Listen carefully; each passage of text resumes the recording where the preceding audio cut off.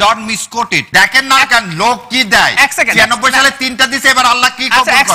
ওটা আমার ডিবেট আছে, আমি ওইখানে দিবেন মানে একটা মানবো আর একটা মানবো না। তুষার ভাই এখন আপনি বিএনপির পক্ষে কথা বলতেছেন, আওয়ামী লীগের সাথে আপনি আওয়ামী লীগ কথা বলছেন। শুনেন আপনি জয়ের জ্ঞান নিছেন, তাহলে আপনি কি আওয়ামী লীগ? যখন ওকালতি করতে যাব তাকে আওয়ামী লীগ বলা যাবে? আমার কাছে আসবে, আমি উত্তর দিই, আপনি মাঝখানে ঢুকেন না।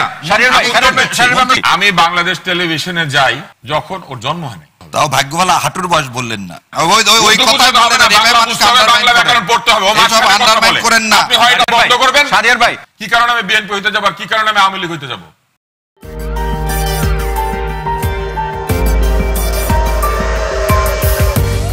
আট দল করেছেন এবং আট দল বাংলাদেশ জামাত ইসলামের নেতৃত্বে, অন্যরা সবাই নেতৃত্ব মিলে একটা আট দল করেছেন। এবং as far as I am concern, যে এখানে বাংলাদেশ জামাত ইসলামের আমির সাহেব এবং ওনারা মিলে বসে ঠিক করবেন যে যদি ইলেকশনে ইনশাল্লাহ আল্লাহ এই দল আট দলকে জয়যুক্ত করেন তাহলে কে কি হবেন প্রধানমন্ত্রী, এবার সেটা ইলেকশনের আগেই ঘোষণা দেবেন, এরকম না যে ইলেকশনের পরে দিবেন।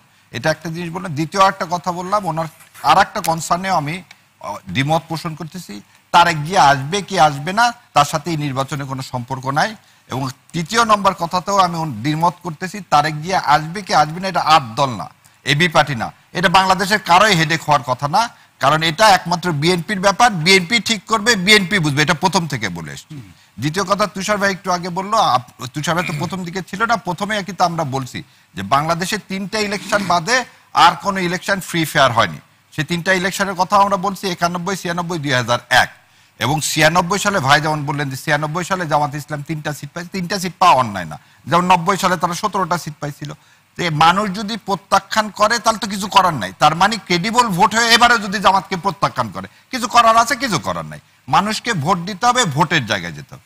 আর যেটা ফুয়াদ বললেন, ফুয়াদের সাথে আমি একটু দ্বিমত এই কারণে, লেভেল প্লেইং ফিল্ড যদি না থাকে তাহলে আমরা সবাই বললাম 3টা জিনিস, একটা হচ্ছে সংস্কার, বিচার আর ইলেকশন। সংস্কারের জন্য আমরা একমত হলাম, বিচার অনগোয়িং, এবং ইলেকশনের শিডিউলের জন্য আমরা সবাই বলতেছি। এবং আরেকটা জিনিস 5 থেকে আপনি মনে ভুলে যান না, 5 থেকে 8 তারিখ পর্যন্ত, এই যেমন আপনাকে বলি, মখা আলমগীরেরা কি করছিলেন 96 সালে, জনতার মঞ্চ বলে হানিফ সাহেবরা একটা মঞ্চ তৈরি করছিলেন, করে যে অবস্থা তৈরি করছিলেন তারই কিন্তু রিফ্লেকশনে কি হলো, তত্ত্বাবধায়ক ব্যবস্থা পাশ হলো, এবং তারই পরে কিন্তু তত্ত্বাবধায়কের উপর ভিত্তি করে ইলেকশন হলো। তখন কিন্তু সবাই বলছিল যে প্রশাসনের সর্বস্তরে বিএনপির লোক বসে আছে, কিন্তু বিএনপি কিন্তু জেতেনি। ঠিক একই রকম 90 সালে শাহাবুদ্দিন সাহেব যখন আসছে সবাই বলছে যে প্রশাসনে এরশাদ সাহেবের লোক বসে আছে, কিন্তু সেই সময় কিন্তু সবাই ভাবছিল না আওয়ামী লীগের লোক বেশি, আওয়ামী লীগ কিন্তু এখান থেকে জেতেনি। ঠিক একইভাবে যখন আপনি লতিফুর রহমানের সময় সবাই বলল আওয়ামী লীগের লোকজন প্রশাসনের মধ্যে আছে, এবং দেখেন আওয়ামী লীগ যেতে নিয়ে বিএনপি দিচ্ছে। সো লেভেল প্লেইং ফিল্ডটা, উপরের লোকটা যদি শক্ত হয় তাহলে নিচ পর্যন্ত লোক তার যদি দায়িত্ব পালন করে, আমাদের যে দেশ যতদিন জুলাই সনদ পাস না হবে, এবং ভাই যেটা বলছি ইনস্টিটিউশনাল যতক্ষণ না হবে ততক্ষণ আপনি এই কথা বলতে পারেন না। সো আমরাও আশা করি তুষার ভাইয়ের এই কথা যে এভাবে তুষার ভাই বললেন সেটা না, এটা হচ্ছে একটা জন আকাঙ্ক্ষার সরকার, এবং এই আকাঙ্ক্ষার সরকার দেখেন আল্লাহর অশেষ রহমতে 3টা জিনিস করলেন। বিডিআর বিদ্রোহের যেমন রিপোর্ট তিনি আদায় করতে পারলেন, মমতাজ স্বৈরাচারী শেখ হাসিনার ইউএন এর কাছ থেকে রিপোর্ট আদায় করালো তার জঘন্য হত্যার জন্য, এবং এই সরকারের সময় দুর্ভিক্ষ হয়নি, আল্লাহর ইচ্ছা 74 সালের মতো লক্ষ লক্ষ লোক মারা যায়নি, এবং এই সরকার একটা ভোটের জন্য একটা পরিবেশ তৈরি করতেছে। ভোটের পরিবেশের জায়গাতে আইন শৃঙ্খলা পরিস্থিতি স্থিতিশীল হচ্ছে না, এটা পারলো না কেন? এই শোনেন, সবকিছু যদি ওই যে ভাই যেমন বললো না, আমি একটা কথা বলি, ভাষা ও ছন্দ কবিতা লিখছে রবীন্দ্রনাথ ঠাকুর, ওখানে ঘটনা সত্য আর বাস্তব সত্য নিয়ে বলছে। আপনি ইলেকশনে যে ফুয়াদ বললো, আপনার প্রথমে বাংলাদেশ জামাত ইসলাম বলছিল টেস্ট কেস হিসাবে আপনারা লোকাল গভর্নমেন্টে ইলেকশন দেন, বিএনপি বলে না না না এটা দেওয়া যাবে না, একবারে আপনি পার্লামেন্টে ইলেকশন দেন।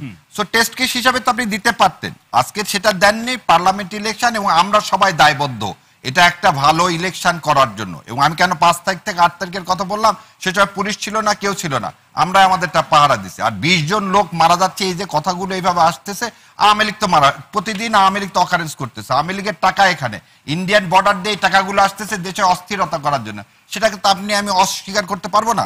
সেটা ঠেকাতে পারছেন না, এটা এই যে ঠেকাতে পারছেন না কেন, এই যে কথাটা বলতেছি সেই জন্য ওই জায়েদ ভাইয়ের কথা দেখেন, অনবরত একজনের সাথে আর একজনের সাথে যে যুদ্ধ করার জন্য তো আওয়ামী লীগের বট বাহিনী লেগে আছে, তারপরও তো আমরা স্থিতিশীল। আপনি দেখেন তো জামাত বিএনপির কয় জায়গায় মারামারি হয়েছে গত 18 বছরে, বা জামাত বিএনপি বাদ দিলাম, এবি পার্টির সাথে কোন পার্টির মারামারি হয়েছে? হয়নি তো ভাই। তো বিচ্ছিন্ন কোনো ঘটনাকে হাইলাইট করা যাবে না। আমরা এক জায়গায় একতাবদ্ধ, ভারতীয় আধিপত্যবাদ এবং আওয়ামী লীগের বিরুদ্ধে। জামায়াত ইসলাম বাংলাদেশের ইতিহাসে বিএনপি জোটের বাইরেও আরেকবার ক্ষমতায় ছিল। 71 সালের পূর্ব পাকিস্তান প্রাদেশিক সরকারে জামাতের 3 জন মন্ত্রী ছিল। 3 জন না ভাই, 1 জন। আপনাকে এই যে কাগজ আছে আমার কাছে, আওয়ামী লীগের ছিল 3 জন, মুসলিম লীগের 5 জন, জামাতের 1 জন ছিল। ডন মিসকোট ইট। জামাতে ইসলামের যে সেটা ছিল মালিক সাহেব, ডাক্তার মালিক সাহেব। আপনি যদি মনে করে থাকেন 14 জন ছিল, 14 জনের মধ্যে একটা জামাত। এই যে মিসকোটেশন, জামাতের 3 জন, আওয়ামী লীগের 4 জন। সে কথা বলেন না কেন?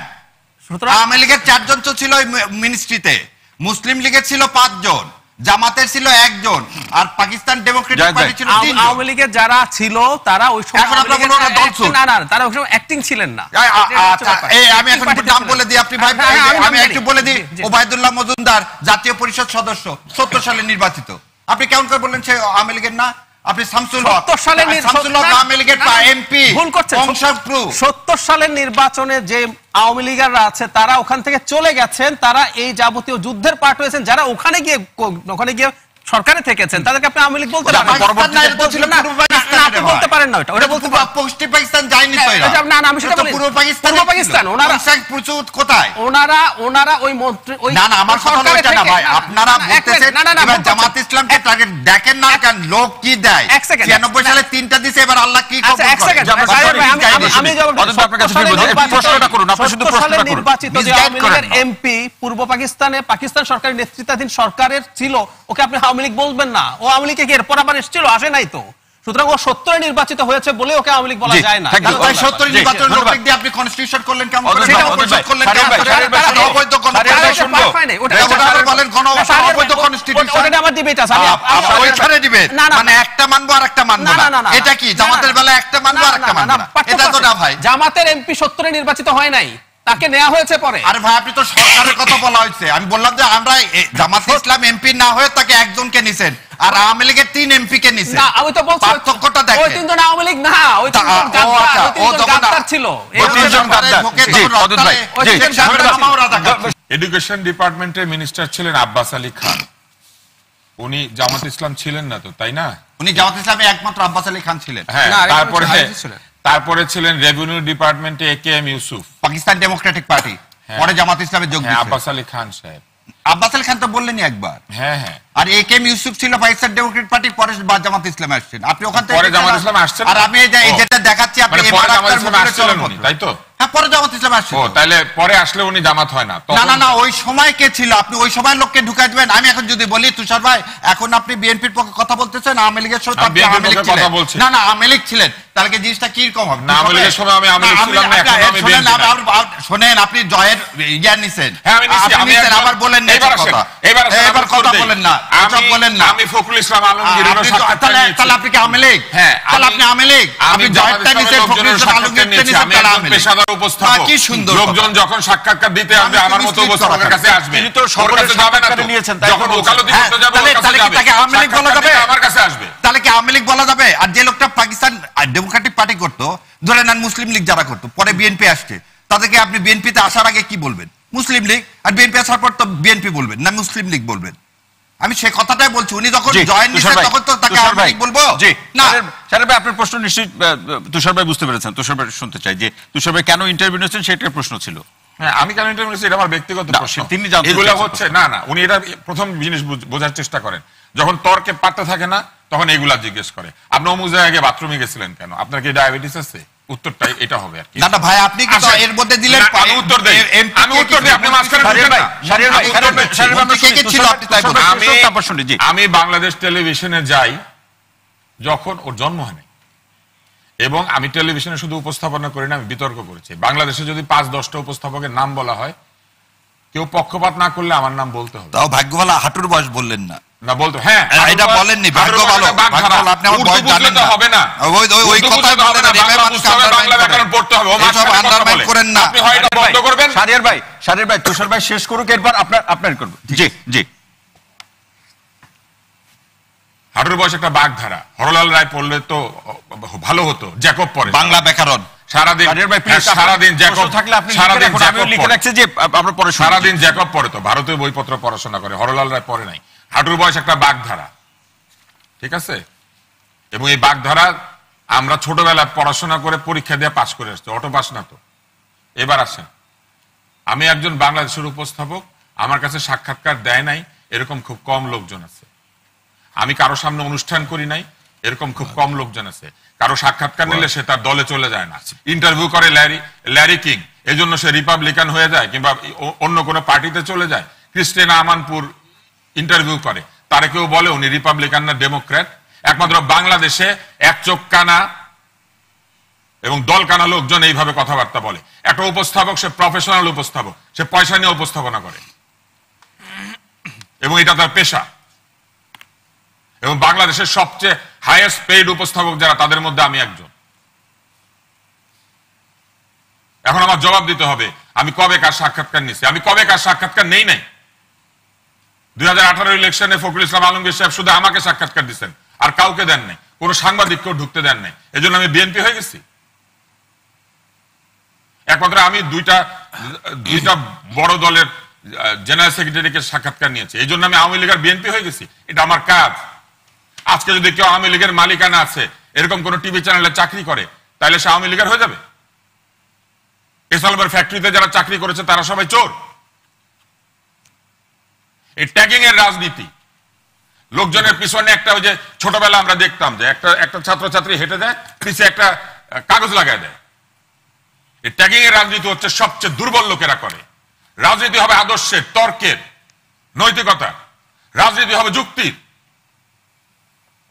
সেই সব রাজনীতি বাদ দিয়া যখন কথাবার্তায় দুর্বলতা দেখা দেয়, তখন বলতে থাকে আপনি তো অমুক, আপনি তো তমুক, আপনি তো যাই গতদিন মান্নার দলে ছিলেন, আপনি তো বিএনপি হয়ে যাচ্ছেন। কি কারণে আমি বিএনপি হইতে যাবো, আর কি কারণে আমি আওয়ামী লীগ হইতে যাব? আমি একমাত্র উপস্থাপক যাকে আওয়ামী লীগও ব্যান করেছিল, বিএনপিও ব্যান করেছিল, এই কারণে যে এক দল সবসময় তার বিপক্ষে গেলে মনে করে সে আরেক দল। এবং এইভাবে বাংলাদেশটাকে ধ্বংস করা হয়েছে। এইভাবে সব জায়গাতে মেধাকে ঠেলে দিয়ে বলা হয়েছে তুমি আমার দল হইলে তুমি মেধাবী, আর তুমি আমার দল না হইলে তুমি অন্য কিছু। আরেকটা লাইন যোগ করি, যে উকিল চোরের পক্ষে না সে উকিল চোর। ভাই আমাদের কি উত্তর দিতে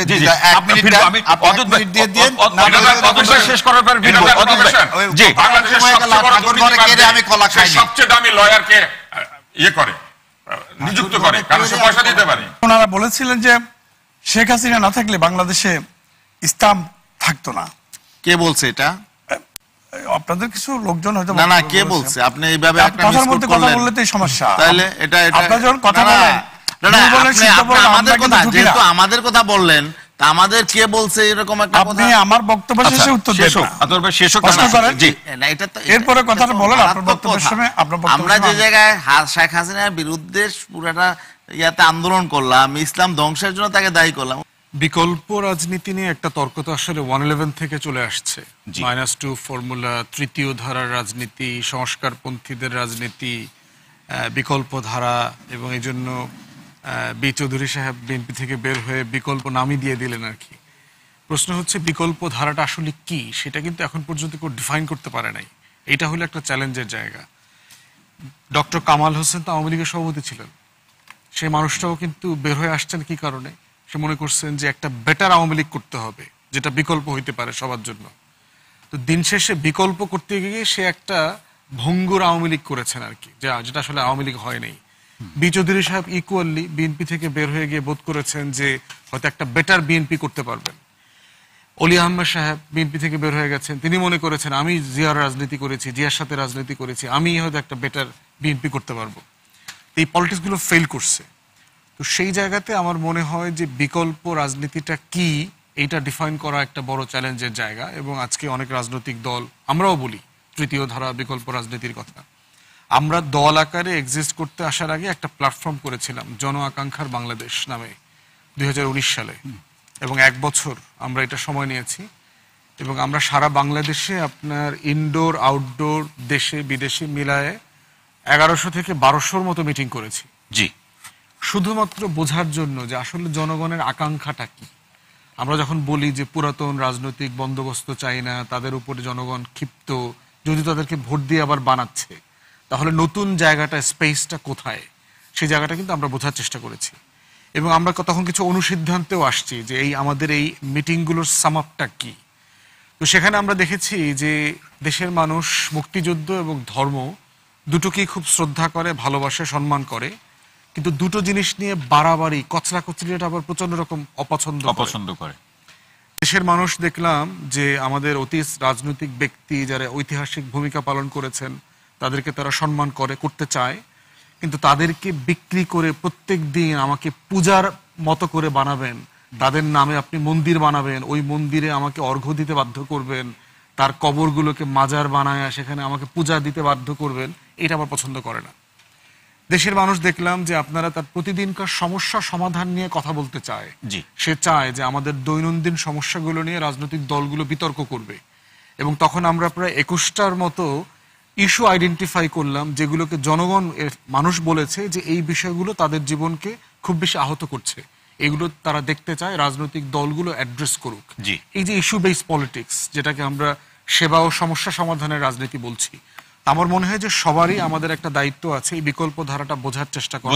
এনসিপি যে তফসিলের ব্যাপারে পেছানোর কথা বলছে, আমি মনে করি না এটা তারা মিন করছে, ওরা বিএনপিকে চাপ দিচ্ছে। বিএনপির সাথে কিন্তু ওদের সিটের আন্ডারস্ট্যান্ডিং হচ্ছে, আমি ধারণা করি ওই চাপের জন্যই তারা এটা করছে।